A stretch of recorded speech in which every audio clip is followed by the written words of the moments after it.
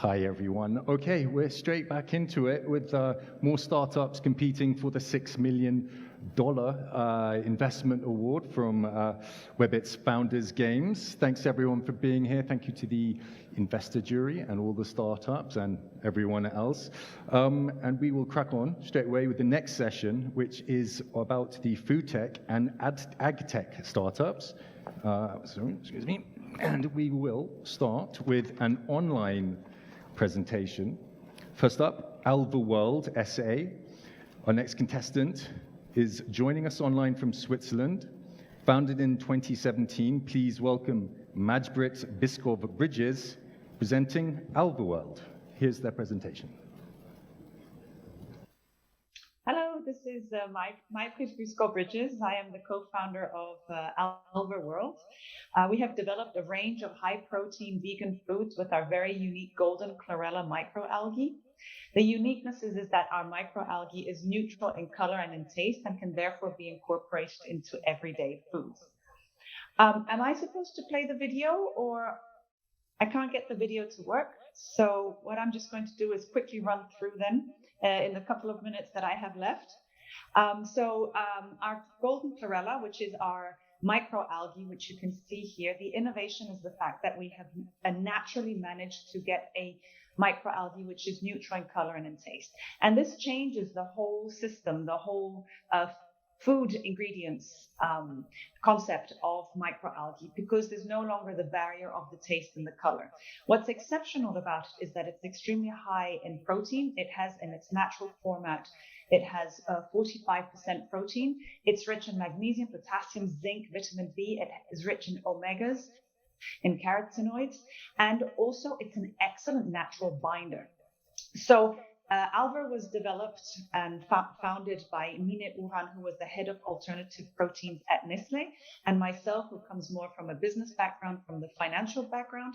And together we make a power team and are really driving microorganisms such as microalgae forward in the food industry. So we can see that plant proteins have done an excellent run when it comes to growth. Now it's starting to stagnate, and we're starting to see now microorganisms taking over that space with 111% annual compounded growth ready to come up here, which will most likely then also follow on with animal cell-based products. So green chlorella has been difficult to work with in the past. What we've done is we've managed to get a neutral colored and tasting chlorella so that it can much easier be used in foods. This is a natural fermentation process.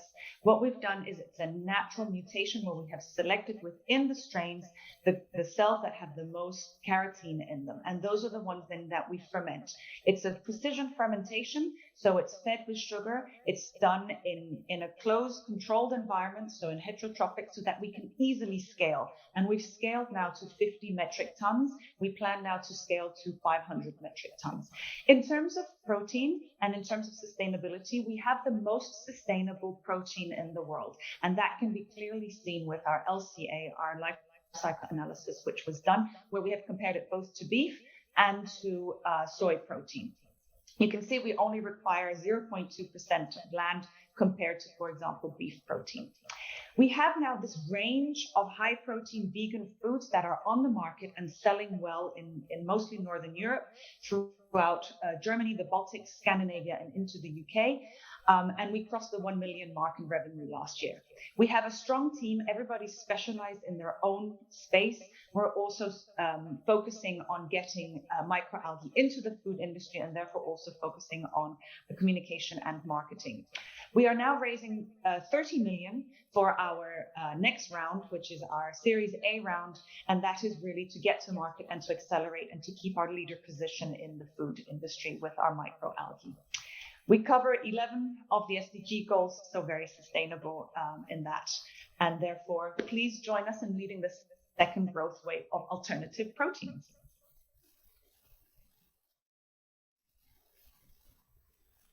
Great. We are just going to open up the floor to the Q&A session with the jury. Who would like to go first?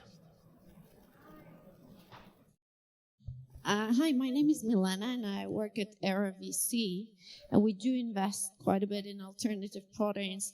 So I found your presentation quite interesting. Could I just understand better your business model? Is it just about direct to consumer with your own labels, or do you have a B2B strategy? And also, what is your overall market sizing? If you could give us an idea of what are your projected revenues. Thank you. Yes, excellent question. We are in a space with microalgae, which is a new space. So therefore, we needed to be sure also that we had consumer acceptance. So what we decided to do was to go first B2B. We did a very small production of our chlorella, of our golden chlorella. We then got it into the finished products to show how it can be used as a functional ingredient and giving it those extra benefits and values. We then took those finished branded products to the market as a test. What it has done is it's created an interest from the industry and as to what can be done with chlorella. So it's basically been a window of opportunity of different products, which today, like I said, we have revenue on, we have sales on. And what it's done is it's created now an interest in the food industry, and they are now coming to us saying, wait a minute, could we also incorporate the chlorella into our finished products? So as we're now scaling production, we can also offer it as an ingredient to other food companies as well. And could you give some numbers around market sizing or your revenue projections? Yes. So there are different areas. Like I said, there are three parts of it. One, yes, it's a protein. If we're going to try and compare price parity to, for example, pea protein, which has been brought down already to whatever, $4 a kilo. We don't at the moment compete with that. We do plan to compete with protein on price in the next 5 years, but it's not just the protein. It also has all the micro and macro nutritional levels at such a high level. If we compare it to the cost of the natural magnesium and the zinc and the iron and all that's in it, our cost is obviously excellent. So it depends what it is you're wanting to get out, what functionality you're looking for. What we've discovered over time is that we can also use it. It has other functionalities, such as binding capacities. And that is a whole other market, if we can say, because then it comes in as a functional ingredient as well. And there, in terms of cost parity, we lie at the same. So we could switch from chemical binders into natural binders without really making a difference in the cost side. So if we're going to look at the markets, there are actually three different markets that we're looking at. What we're planning to do is we're planning to scale. So this year we plan to do 1.4 million revenue. And then after that, it will more than double every year, just because we will start shifting from B2C into B2B as well. So that is our business model, is as we grow, we can also offer it to more and more on the B2B side. But we will keep our B2C because that's obviously where we have good margins.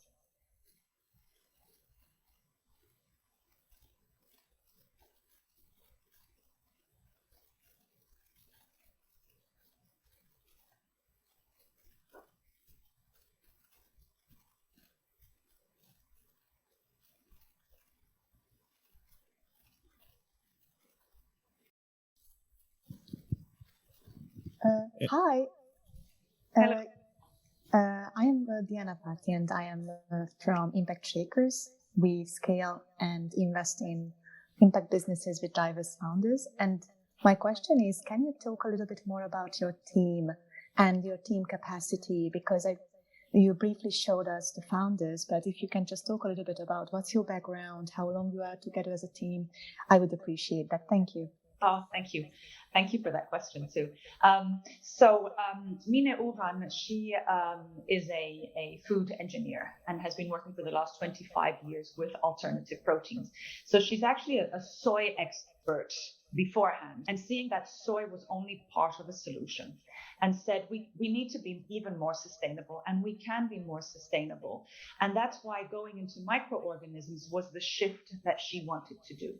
Then obviously being in the food industry, the idea was, okay, microorganisms such as microalgae, which are a huge part of microorganisms, how do we get them into the food industry? Because at the moment, they've been sitting more on the supplement and on a very, very small market.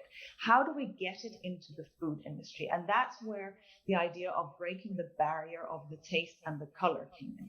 So that's really the R&D knowledge that we have comes to the microalgae, but also the functionality side. And that is really, really important, is we're talking microorganisms, but we're talking protein and we're talking food. So it's the combination of getting microalgae into the food, because we've seen many producers of microalgae out there who can produce and can produce, but if they can't get it into the food and get it to the market, there's no point in producing it, right?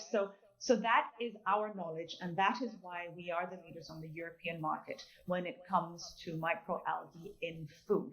Myself, I come more from a financial background, so I started my career in Morgan Stanley. I then moved on into wealth management. So I've been part of the operational side, supporting Mine as much as I can, and getting funding and making sure that we can accelerate. And that is so important right now, because we know that there are other companies out there looking at what we're doing and would love to copy what we're doing. So we need to accelerate now, make sure we keep that leader position, so that we're always ahead of the game. And that's part of the R&D. So our R&D doesn't just stop with what we've developed so far. We're continuously developing new functionalities, new ways of using microalgae in foods. Our team then consists of, for example, our sales director is a medical doctor, and therefore he understands the functionality, the goodness of the our marketing. She was part of the head of Nespresso, for example, in communications in Lithuania. So she understands also the communication side to the end user, but also to the food companies. Okay, thank you very much, Mac. Thank you. Thank you for your presentation. Let us move straight on with the next one. We are going to be hearing from Luigi Palumbo, who's hailing from Italy, with his startup Albicchiere. Welcome to the stage, Luigi. All right. Hi, everybody. Thanks for the introduction. My name is Luigi from Albicchiere, and we are on a mission to help people enjoy wine at their best and buy it in a sustainable way. So wine doesn't come without problem. A lot of people want to enjoy wine, but a lot of these get wasted over time, because you open a bottle and you often don't finish it on a first sip. And after a while, this wine gets wasted. Also, especially at home, people don't enjoy wine at the best serving condition. Actually, in most of the cases, the wine is either too hot or too cold, and this doesn't let people enjoy the wine at its best condition. The problem doesn't stop here. It's also on the business side, because the glass bottles are traditionally very, let's say, fragile and expensive to ship around. That's why there are not so many wineries selling directly to consumers, and they need to go through several layers of distribution. Also, the transportation of glass bottles produce a lot of CO2 and cost for those sellers. And finally, for the wine bars and restaurants that want to sell wine by the glass, they do have a problem, because either the machinery is quite expensive, or they have the risk of opening a bottle and wasting something that they don't sell immediately. So this comes our solution based on a patented technology, and it has 3 pillars. The first one is the smart wine dispenser, which brings the wine to the right serving temperature. It's served by the glass, and then it enables you to change quickly between one type of wine and the other. The second part is the smart bag, which reduces 90% of the weight that you use to transport the wine and 90% of its carbon footprint for this transportation.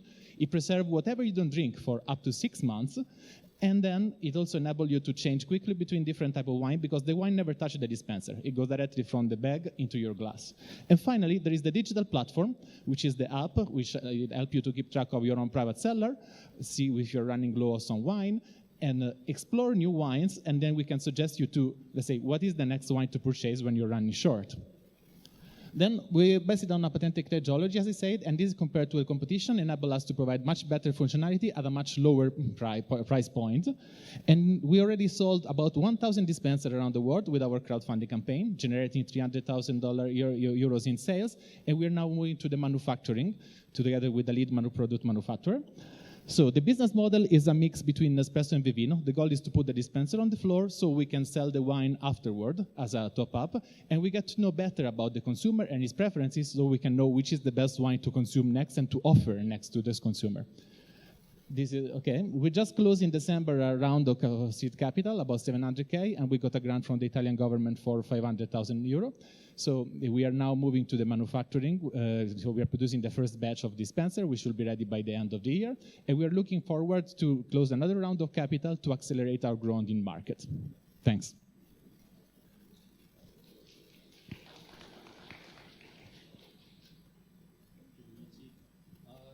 I'm sure that everyone's got lots of questions for that, so I'm going to open up to the jury. Who would like to go first?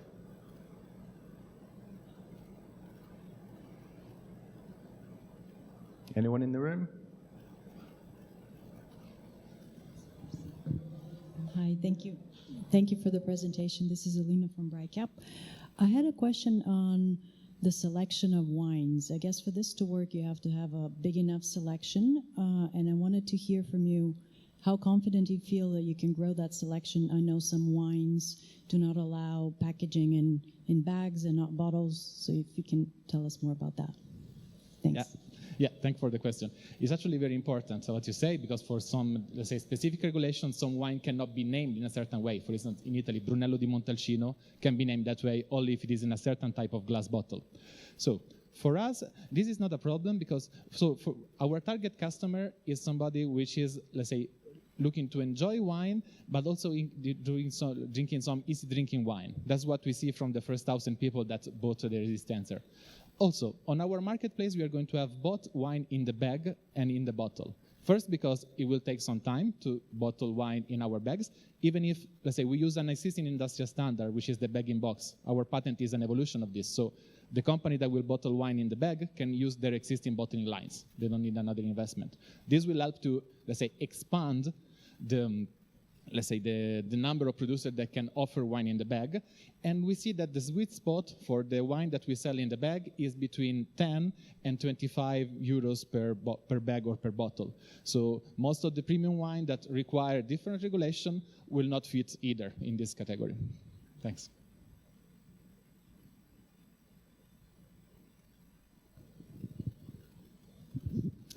If I need to pay for your dispenser, how many liters of wine do I need to drink to be like, okay, on zero compared to bottles of wine? Okay, thanks for it's a very interesting question. We didn't think about it this way, because for us, for the consumer, it's not a way of saving money. It's a way of having the best experience. So our dispenser is priced at about €350. And if you compare it with, is like a, let's say, a good coffee machine. So it's something that is affordable for consumers, and for them, it will not, let's say, it will not be about saving money. It will be about having the best possible experience when they enjoy wine. So it's kind of an experiential good rather than a money-saving good. Would that limit number of your potential customers? I drink wine, and I never bought dispenser because I always thought it's too expensive. Well, let's put it this way. Let's say for consumer, we do target the segment of people that care about their wine experience and enjoying it at best serving condition. For instance, if you see our main market is mostly North America and some place like Singapore, which went really high because it's a place where people have a lot of disposable income, but they don't have the space to put a wine fridge. Right. Yes. So let's say 5% of our market was from Singapore because people saw it as a way to have a wine fridge where you cannot have the space for a wine fridge. And this is coming to the consumer side. Then if you go to the business-to-business side, and I will just show you, because we are working with a chain of wine bar that want to use our technology because for them it's much more cost-effective than the traditional argon gas one. But we prepare for them, let's say, a different model based on the same technology, but they scale in a different way. For them, they can save about 50% compared to the cost of a traditional wine dispenser. using our technology. In that case, we saw that cost saving was really appealing to them because they can save 50% on acquisition cost and about 90% on running and maintenance costs, because we don't use gas compared to all the other alternatives, and we don't require the intensive maintenance and installation that the others do. So for business to business, we do say a case for cost saving. For the consumer market, not really.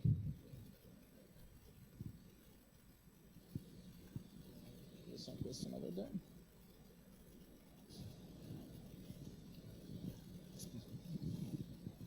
And sorry, if I just conclude, because the risk is if we want to appeal to a much broader market, then we will not be appealing enough for the segment of customer that really want is just to enjoy wine at its best. So we just prefer to focus on this.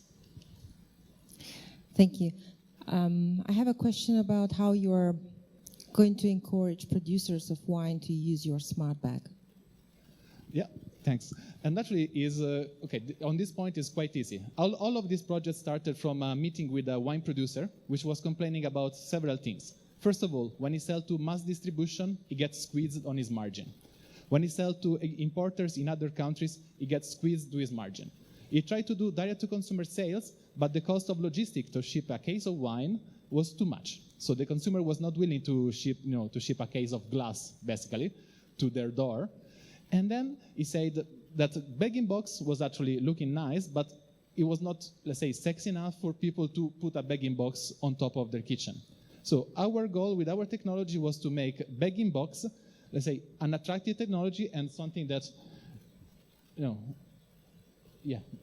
you may actually like to have on your kitchen desk. And for them, for the wine producer, basically is a higher margin, and it's quite appealing to them. And no investment on a bottling line because they can use what they already have. And how many wine producers are you targeting in the next year to convert to this smart bag? So we have a letter of interest signed with about 100 producers in Italy and in other countries like France and Spain. And we're looking to expand this further when the dispenser will be finally on the market.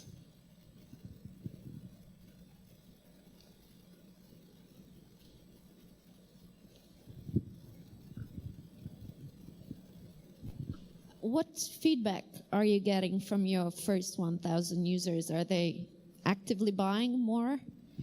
Okay, well, the first 1,000 consumers that bought the dispenser on Kickstarter, actually, they haven't received it yet. So we are missing this part. We did a questionnaire after the campaign to understand why they bought it. And in most of the cases was about because they like to enjoy wine, but they don't drink a bottle of wine in one sit. So maybe they want to enjoy a glass of wine at the end of the day, usually outside the meal.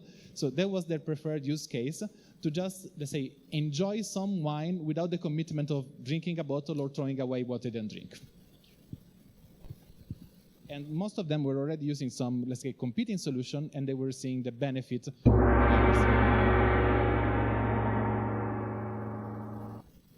Thank you very much. Thank you, Luigi, and thank you for all the jury questions. Our next startup is called Hotbox Food. It was founded in 2016. It also hails from Italy. I'm going to give the stage to Anthony Byron Prada. Anthony, take it away. Thank you. Hello, everyone. What a nice pizza.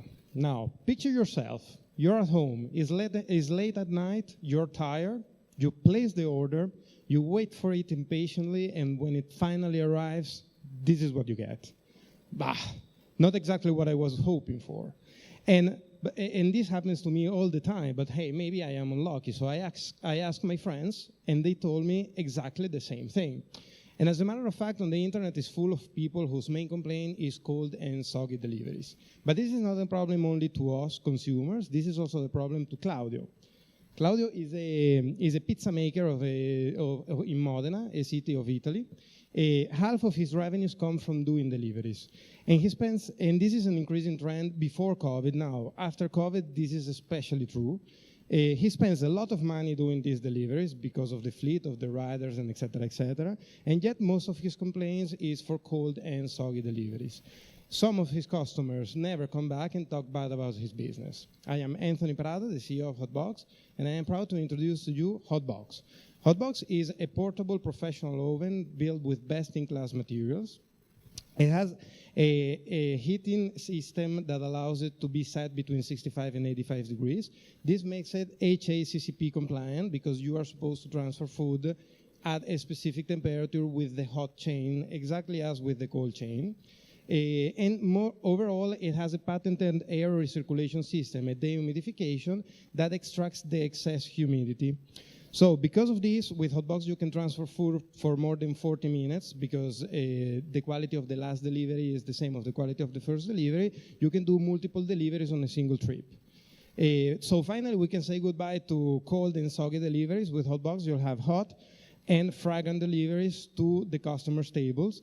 And because of the multi-stack delivery, restaurant owners can save money doing deliveries, and we can save a lot of CO2 emissions. So Claudio will have happier customers. He'll have reviews based on his actual product and not on bad deliveries, and this is super important for his business model.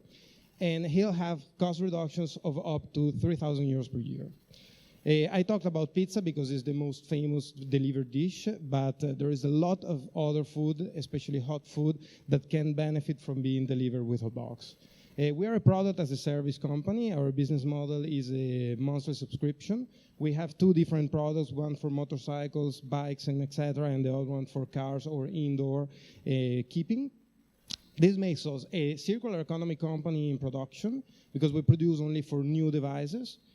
And Hotbox is on the market, and we have customers all over Italy especially, and we're seeking to expand into Europe. Revenues has grown 3 pairs in the last year. We have more than 500 devices. What I wanted to say is join us at Hotbox. You taste the food, not the journey. Thank you very much. Thank you, Anthony. Very interesting. No, it's okay. You keep all of that. Let's open up to the jury for the Q&A. Who'd like to go first?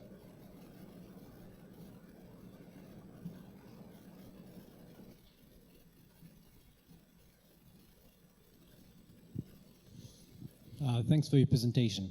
As an investor who takes into account sustainability aspects of every business, I was wondering kind of what the energy spent is actually for heating up, the product to generate the heat enough to get the pizza warm to the customer, sort of what the energy spend is, and B, sort of my initial thought is, okay, so this doesn't really encourage local eating, it encourages long distance eating, so you can actually order something from, I don't know, an hour away from you. So I was just wondering, how you're thinking about the sustainability aspect of your product. Well, that is a great question. So first of all, as an energy consumption, we have a 1.2 kilowatt-hour battery on the box, and this lasts for about 4 hours of continuous usage. So you can actually do a full shift of work. From a sustainability point of view, it's interesting what you said, because one of the really nice key selling points of Hotbox is, or you can increase your radius of delivery, and therefore you can increase your customer reach, and therefore go farther away, as you say. Or what is very, very interesting, and is something that really a lot of our customers enjoy a lot, is that because you can do multiple deliveries on a single trip, it doesn't matter that you go far, okay? You can go out with 3 or 4 deliveries, and what happens is that instead of going back and forward from the restaurant to do your deliveries, you can just go and kind of circle around with the multiple deliveries, not worrying about the quality of the last delivery. And by doing this, you save a lot of kilometers, and that's also why we save CO2 emissions. And also, you can increase the output of your kitchen and lower your cost of deliveries. So from a sustainable point of view, I think it's very nice from the environment because you save kilometers driven. And from our customers, it's very nice because you can either increase your delivery output in the same amount of time with the same amount of riders, or you can decrease your cost of deliveries. Thanks. And how many deliveries, for example, pizzas, can you actually fit in your product? So basically, in the small version, that is basically designed to fit a scooter and an electric bicycle. you can fit up to 11 pizzas. So the average number of pizzas deliveries are normally between 2.5 and 4, depending on where you are. So that means that on average you can put from 2 to 4 orders on a single trip.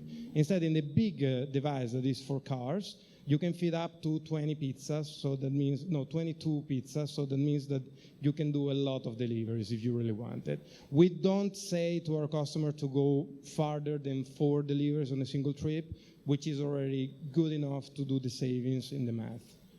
Thanks.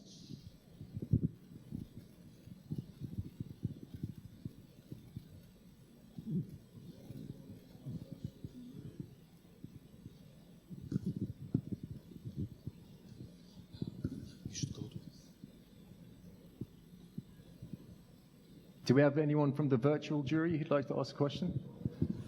There's another one. Maybe you said it, but you have a subscription model. And what is the gross margin that what is the cost for producing this, and is it a scalable production process that you have established? Yeah, absolutely. Okay, so the business model is 250 euros as a deposit, because we're giving you an actual device. And then it becomes from 65 to more or less 99 euros per month, depending on the type of subscription plan, the 12 months or 24-month contract, and cargo or not cargo version. From a production point of view, the device should last for at least 48 months of life, the lifespan of the device. That means that even the small version at 65 euros per month will make 3,200 euros at the end of the lifespan. And it costs to produce 800 euros. So basically we have a pretty nice first margin on the device on several years. So what happens is that this boosts the long-term value of the company, because at the beginning you have to kind of try to get the finance to put the devices on the street. And that's also why we try to keep 20% sales to 80% rentals, because with the sales we kind of manage to keep producing the production. And as for the production point of view, we have our own production facility near Milano in Italy. And we have a lot of suppliers that supply the different components. So what we do inside is that we assemble the final device from the different components. We ship the devices and we do the servicing. Because also what is really, really good about the rental business model is that we have a service in place where if you have any issue with the device, we send you a substitution device within 48 hours. When you receive the device, we retrieve your device and we get back. We refurbish the one that is not working, whatever it is that is happening, and then we use that device for some other customer. That's also why we're a circular economy company in the production side.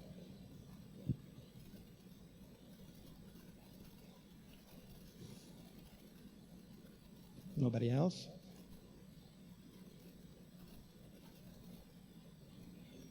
Questions from our virtual jury?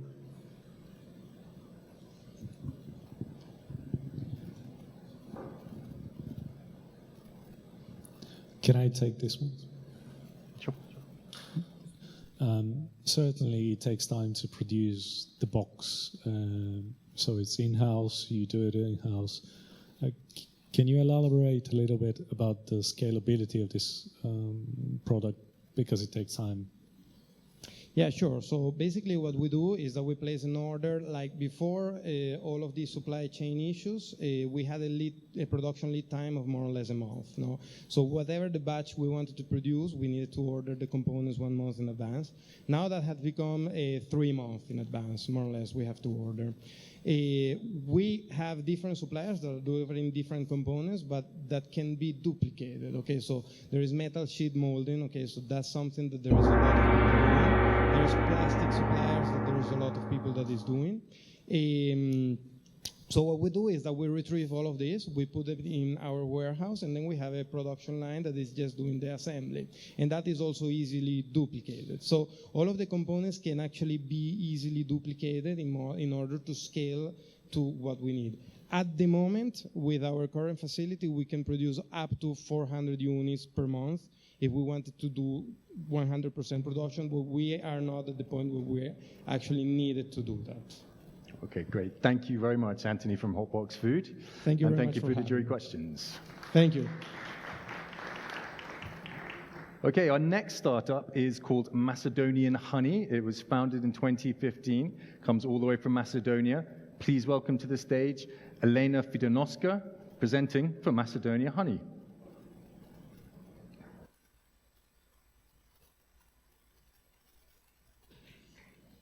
Thank you. This picture sums up what life on Earth is all about. And biodiversity we know today was born by this action, pollination, 100 million years ago. We can plant trees or wind turbines, reduce the greenhouse gas emission, stop ocean pollution, but without bees, everything is defeated. Our mission is to create smart solutions for a sustainable future. My name is Elena from Macedonian Honey, and we are winner in Climate Startup Europe Awards. As a result of 30 years experience in beekeeping, marketing, finance, and sales, we created a set of activities, a new hive that minimize the effects of climate change. Now, we are creating a network of small beekeepers who puts the welfare of bees, people, and nature at first place. Meet Alexander. He lives in a village in Macedonia and practicing beekeeping for generations. But he has problems. High colony loss rate, difficulty in accessing market, climate change, and expensive equipment are taking the toll. He knows that something has to be changed. Otherwise, the only solution is to leave and go to city for a better existence. But now he has a reason to stay. We offer innovation in this sector, which makes him sustainable. With 24/7 access to our network and our equipment, Alexander can choose from various services such as sales, education, packaging, distribution. Alexander is no longer alone. In Bulgaria, there is his comrade Hristo, who has the same beliefs and problems. The two now are using our networks, our knowledge and hives, and have opportunity to grow together and be successful. Maria works in Brussels, and she is a green consumer and an environmentally friendly person. Platforms help her to find Hristo from her grandfather's village and buy honey that will bring back memories of her childhood. With a few clicks, honey will be at her home. Maria may decide to take her children a countryside for a weekend at Hristo Bee Farm and have fun in nature, learn about bees, and taste local food. Kids can choose to play the game Buzz the World, in which they can be superheroes by making a real impact in saving the planet. Businesses can use services of the platform and provide cleaner air and healthy environment. This model is easily replicated in any part of the world and can be connected to a global movement. We know what to do, we know how to do it, invite you on board to save our children's future. Let's start. Thank you.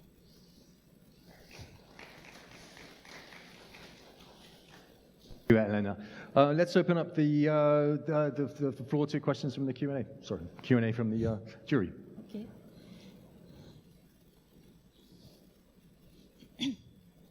Hi. Can you tell us more about your business model and how you plan to scale, what your go-to-market strategies in the region? Yes. Okay, we are targeting a market of 20 million customers from 4 European countries, and our targets are that with only 5% of the beekeepers, only 10% of the beehives, and only with 3% of the businesses and customers, we can create in the first year revenues from 6 million euros. So also we are creating a, let's see, oh yes, this is for the customers. So Yes, completely. Our main customers are young beekeepers who wants to start beekeeping with costs that are less than 70%.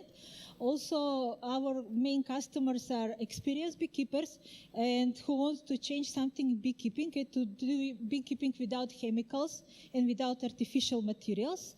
Our main customers are also green consumers that want to buy high quality product and want to know who to buy from the producer and from who they buy what they're buying, because that is important today. And also the businesses who want to make green projects for their environment and to create impact and be environmentally friendly companies, and also provide project for communities. So yeah, in short, it is. Hi, to what extent have you done any market testing for product market fit? Yes. Is there demand from both sides of the marketplace? We already done this network, bnet.mk in Macedonia. So we have a young beekeepers, a lot of beekeepers that want to use our networks. So we are of the beginning of this phase. Our investment will be mostly for creating a production line for L hive, the hive that minimize the cost of the beekeepers and make bees strongly. And also for acquisition of new customers, our investment will be and for long-term investment, so assets. So yeah.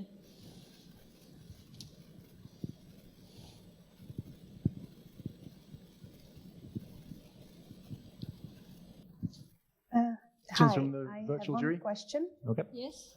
If I may, can you talk a little bit about your competition? Did you do a competitor research in other European countries? Yeah. And what beekeepers using at the moment? Thank you for the question. Yes, our target country for the first is Bulgaria, Austria, and Slovenia. So they are well awareness about the importance of the bees. And the beekeepers here really want to do something to save the bees and boost biodiversity, because they are all well aware about the environment and importance of the bees. So for SSA, for the moment, there is no such a thing in these countries like the platform that connect to one place beekeepers, customers and businesses and consumers. So I think that we are the first of this kind in these 3 countries, European countries. So it's good, it's working in Macedonia. We have more than 200 beekeepers, but Macedonia is a small beekeeping community, but yes, with a minimal marketing costs, something like that, yeah. So yeah, people want to know from who they buy and what they're buying, because they know that with all these artificial materials, with all these pesticides that they're using in the beekeeping, so honey is not that with a high quality, but with our hives and our beekeeping method, which we create a new sustainability way to produce honey and to have healthier bees and stronger bees, and we think that it can be connected to a global movement. So that's how we will create a real impact in the biodiversity and this current problem about bees and biodiversity decreasing. So yeah, thank you. Thank you.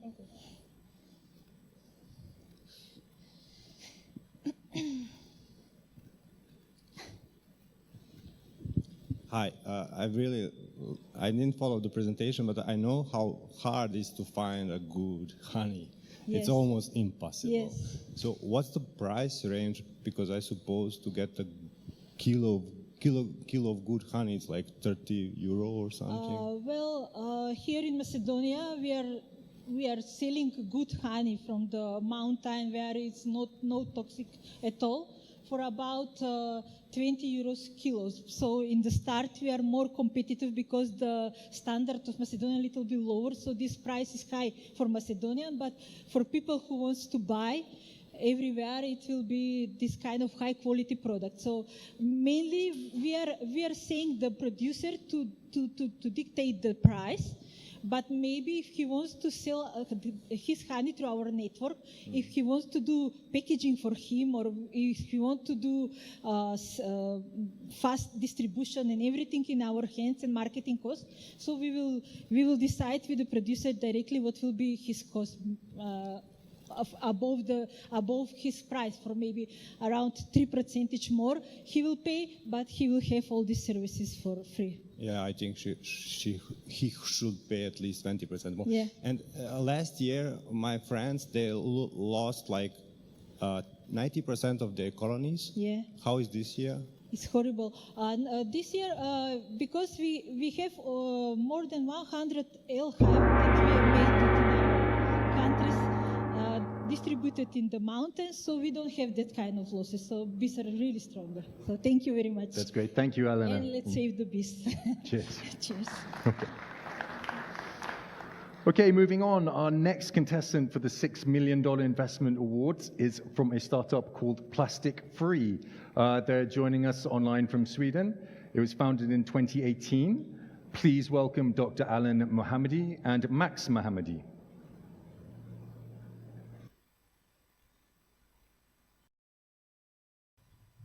Hi, my name is Max and I'm here to present PlasticFri, a green tech company offering eco-friendly plant-based products replacing plastics. 1,000 years. Did you know that conventional plastics are made from petroleum and stay in the environment for thousands of years? We're PlasticFri and we're on a mission to change that. Our company is based in Sweden and our technology is already commercialized. PlasticFri has been awarded as the world's most innovative sustainability startup among more than 1,400 companies worldwide. So basically we use renewable plant resources mainly coming from agricultural waste, non-edible plants and wood fibers. Then through a unique process we make different plastic-free products which are designed for circularity. Here you can see some examples from our product portfolio that have the highest impact on a daily basis, including plastic-free cups, straws, mailers, and different types of bags. PlasticFri is already certified by the toughest certification standards both in Europe and globally. Of course, there is competition, but no one has succeeded to solve sustainability at a reasonable cost. With PlasticFri, we've succeeded to bridge this gap by maximizing the bio-based content and reducing the cost. And we believe that we have a great position to influence this market because we have a strong intellectual property portfolio including patents, trademark, trade secrets, and certifications. We have a B2B business model and sell finished products. There are different customer segments. Right now, our focus is on wholesalers, retailers, brand owners, and distributors.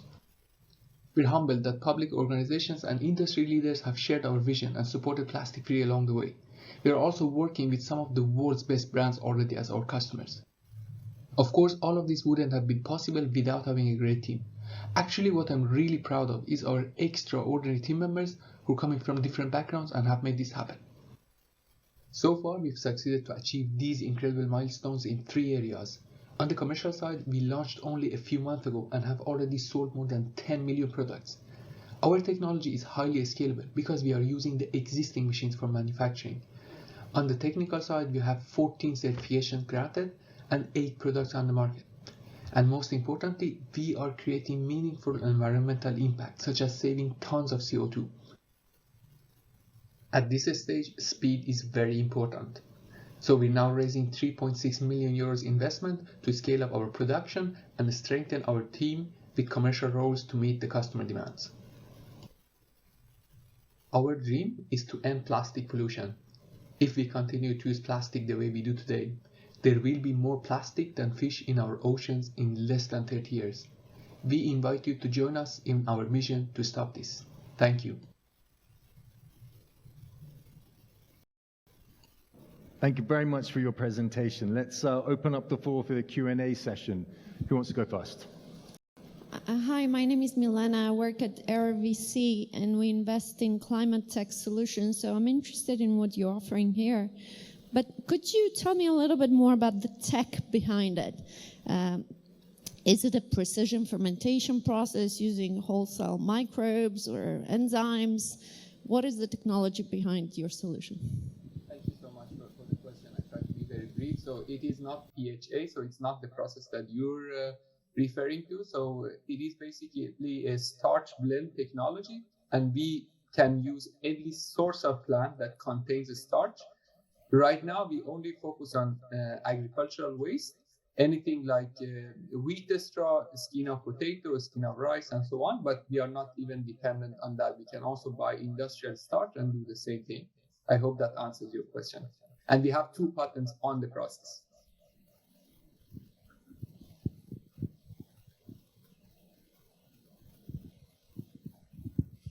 Can I have a follow-up question? In terms of durability and the quality of plastic alternative, does it meet the criteria of your user base? Where does it fall short and where does it excel?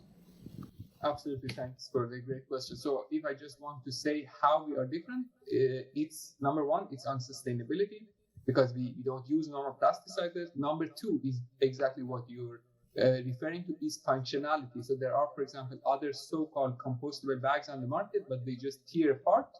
And number 3, it is the price. So these combinations, nobody else, not only in Europe, but globally, as far as we know, nobody else is able to offering those 3 qualities combined. So right now, where we fall short, it is if we are selling in low volumes, then we are talking about 10 to 20% markup on the price. But if we go high enough in volumes, then we are already competing with plastic. That's why we already have the largest wholesaler in Nordics as our contract customer, and they are not so easy to get as a customer, as you can imagine.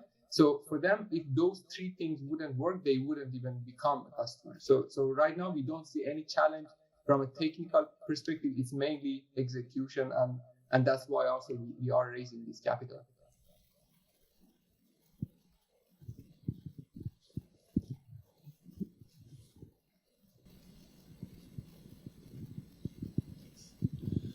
Are you seeing more traction at specific verticals, specific type of products? What's your go-to-market plan? Absolutely. So we strategically have focused on the products I just showed, like everyday life items. But basically, what we have built and we are continuing to build, it's a technology platform. So we can apply this into food packaging, even other complex application areas. We start here because it's high volumes, high impact, and also everybody understands this space quite easily rather than those specific areas. So we definitely see mainly this focus on the single-use application to give us the volume and the traction we would need, but we would expand both horizontally and vertically. Horizontally, I mean by expanding to other product application areas, and vertically, I mean to other markets. Product-wise, right now, we are, for example, the only manufacturer worldwide that can offer truly plastic-free cups. So that's our best seller. Then we have our waste bag, because there we are actually now cheaper than plastic because the price of oil has gone up. And we source and manufacture everything locally, so we're not dependent, for example, on the supply chain issues from Southeast Asia and so on. So those 2 products are the best sellers, but the others also, I mean, some of them have been launched just a few months ago, so we gain traction there as well. So you're aiming more to the mass market and less to the high quality market. I mean, we saw other companies that are doing similar products, and they're aiming, for example, on cosmetics packaging, which is high margin. Exactly. So there we will come to that. So it's high margin, but then we need to have the volume basically to that business case wise it would make sense, and we definitely will come to that. Right now the focus is, as I mentioned, only business to business, and then those products, but it will reach maybe next year already. We will come into the cosmetic space as well.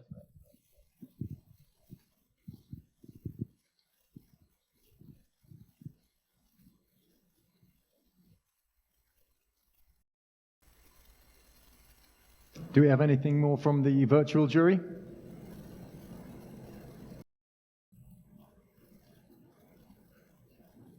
About your financials so far. So did you receive any grant, or do you have investors on board?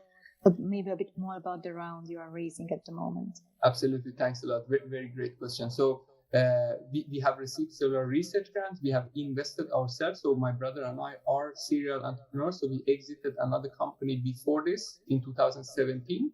That's why we could really bootstrap and take the company to this stage. We have taken one external funding round from angels. And this round, we opened it up actually about 3 weeks ago.